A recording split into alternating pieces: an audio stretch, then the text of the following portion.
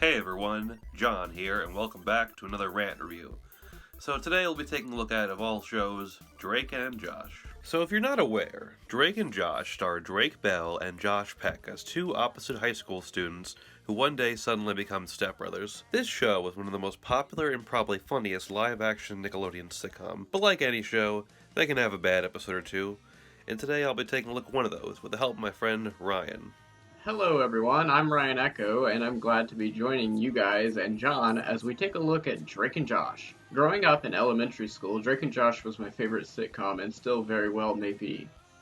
Despite the 2004 Nickelodeon sitcom being as good as it was, John is correct. The show did have a few stinkers, most of which circling around Megan, which is without a doubt my least favorite character in this show. Today we are looking at the Season 4 episode, Megan's Revenge. So the episode starts off with the usual split screen. Each of them are telling the same story from a different point of view. Josh tells the story of the time he got in trouble for forgetting to set the parking brake in Walter's car, that's their dad, and how it took out a woman's mailbox. Meanwhile, Drake tells the same story, except in his version, he used the car after Josh, and he forgot to set the parking brake, so he just let Josh take the blame for it. This makes him sound like kind of an awful person. The reason Drake lets Josh take the blame was because of his date with the girl, which to me felt in character because Drake has always seemed to have girls at the top of his priority list. Yeah, I can see what you mean there, Ryan, but he doesn't show any remorse for it at all. It just kind of makes him, seem like a lot more jerkish than usual.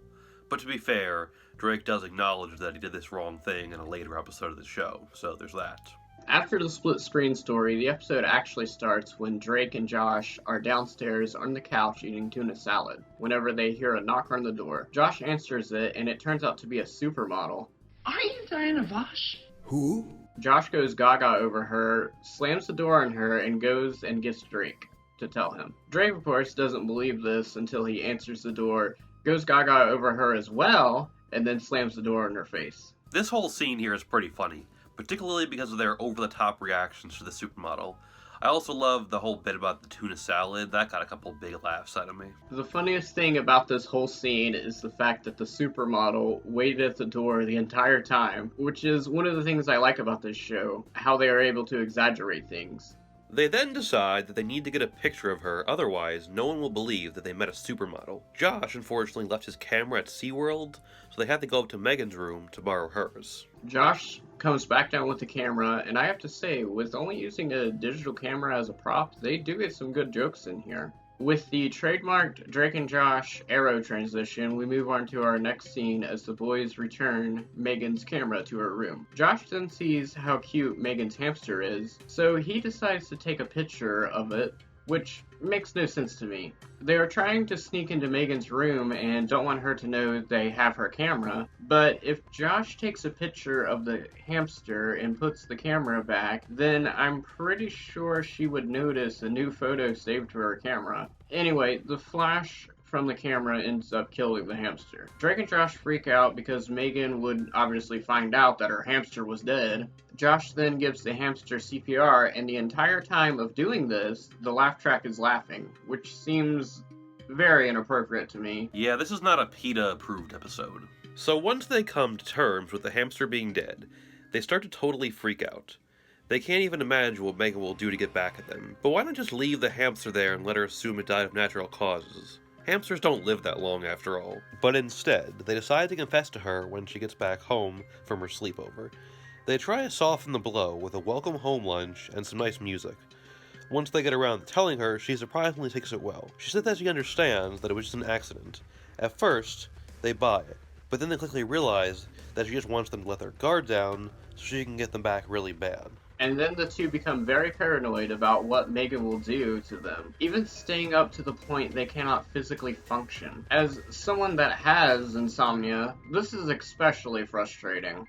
The problem here is that at this point in the story, a lot of the episode comes off as more uncomfortable than it does funny. You see, basically they get to this point where they're so scared of Megan that they can't do anything. It gets to the point where they can barely function. I mean, just think about it.